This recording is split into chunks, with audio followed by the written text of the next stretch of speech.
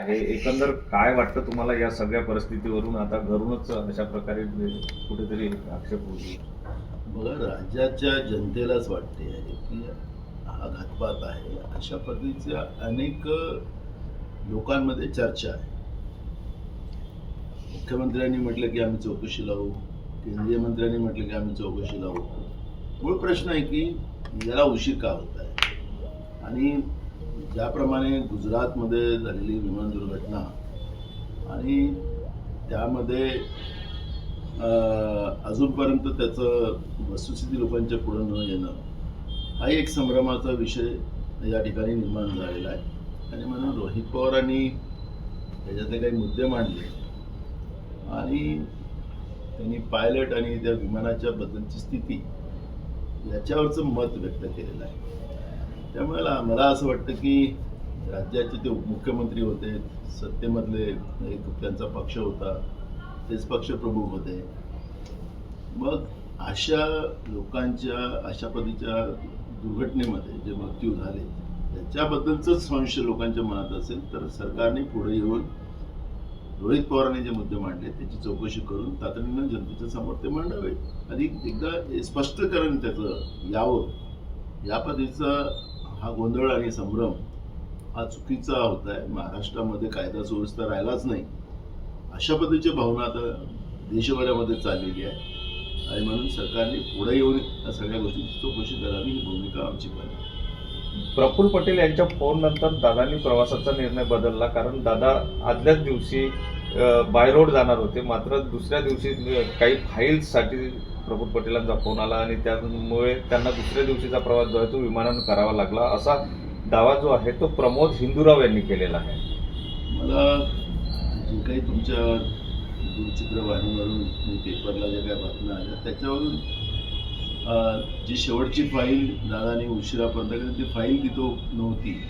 ती फाईल शोधायला वेळ झाला आणि त्याच्यामुळे दादाला वेळ झाला आणि ती त्याच्यावर सही करूनच जा अशा पद्धतीचा आग्रह गोंदियाच्या राईस मिलच्या बद्दलचा त्यांचा होता. अशा पद्धतीच्या ज्या बातम्या येतात आहेत ते आता सत्य काय त्याच्यातलं काय आहे ते चौकशीमध्येच पुढे येईल. आणि या निमित्तानं त्यांनी रोहित पवारांनी जी भूमिका मांडली की तिकडले जे मोठे नेते आहेत त्यांच्या आग्रहाने ते झालेलं आहे आणि म्हणून ते प्रफुल्ल पटेलवरच सुई त्याच्यामध्ये जाते आहे. म्हणून आम्ही हेच म्हणतोय की कोणी केलं नसेल काय असेल ती वस्तुस्थिती पुढे यावी ही भूमिका आमची आहे. सत्य समोर आलेलं आहे. लोकसभा अध्यक्षांबद्दल अविश्वास ठराव पास केलेला आहे.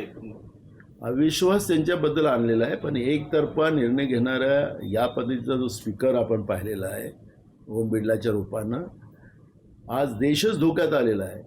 देश विकला जातो आहे. आपले देशाचे प्रधानमंत्री एप्स्टीन फाईलमध्ये त्यांचं नाव आलेलं आहे. केंद्रातले मंत्री जे पेट्रोलियम मंत्री पुरी ते त्यांचं नाव आलेलं आहे. अनेक लोकांचं नाव त्याच्यामध्ये आलेलं आहे. आपण पाहिलं असेल की जगाच्या पाठीवर ज्या लोकांची नावं आली त्यांचे राजीनामे ते देत आहेत. पण आपल्या देशाचं प्रधानमंत्री आज डोळे लपवत आहे, स्वतःला लपवून घेत आहे, लोकसभेत जात नाही आहे, लोकसभेत बोलायला तयार नाही आहे. म्हणजेच चोर के दाढी में तिनका आहे.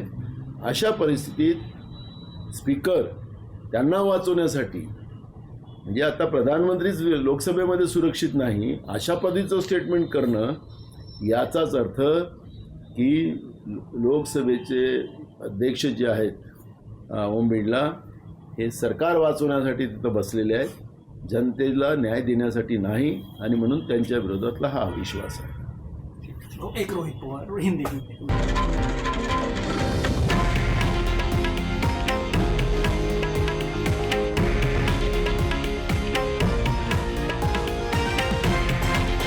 हे आहे देशातील नंबर 1 न्यूज नेटवर्क आणि आपण पाहत आहात TV9 मराठी, एकमेव.